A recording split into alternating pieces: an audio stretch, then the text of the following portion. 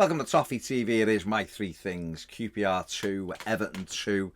I really didn't feel like doing this at all tonight because I'm not sure whether there was three things I want to talk about. I guess the first thing is my disappointment. Why am I shocked at that defeat? I mean, I'm not shocked by it, but why can't I just accept it easily? That defeat. I've seen it so many times. These players aren't good enough. Simple as that. They haven't got the stomach to go and fight against the team who wants it that little bit more. They proved it again tonight.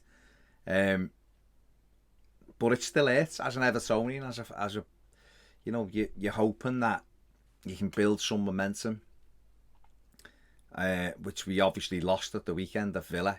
You're hoping you can get it back tonight, but it shouldn't be the case when you look at it. You know that you've got a few injuries, but you're playing a championship side.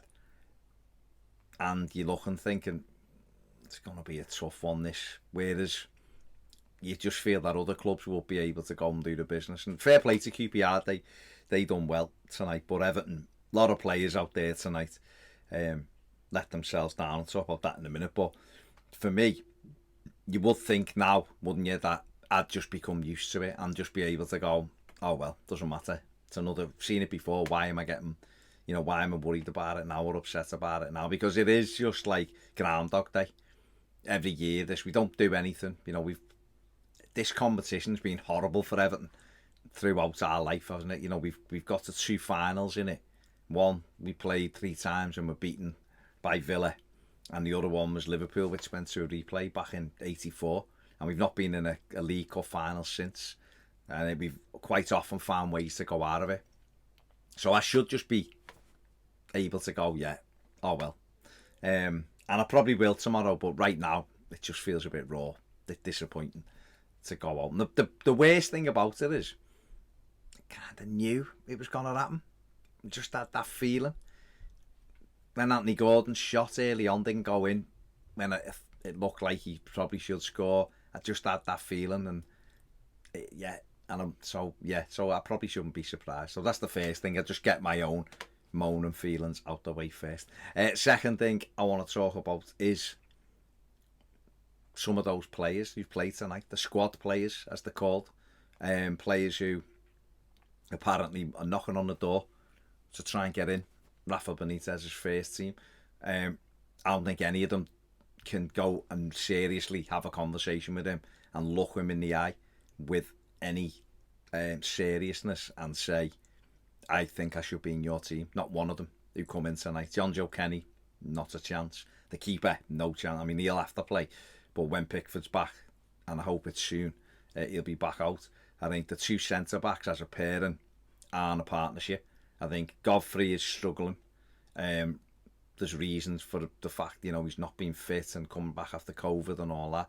So you can kind of overlook it. We know that he was fantastic last season, so he's just struggling at the minute. And he's got to try and play his way into, fitness first and foremost.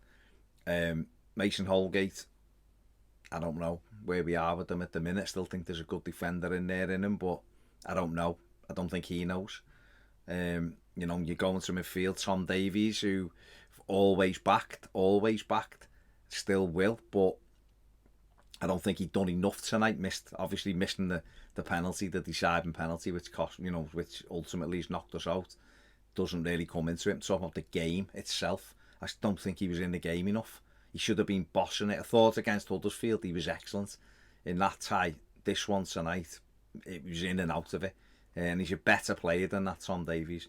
Gomez, no, shocking for me tonight. Pulling out of 50-50s. He should have been able to glide through that game. And then Anthony Gordon, I thought Anthony Gordon done okay, to be fair. I thought him and Andros Townsend were the bright spots.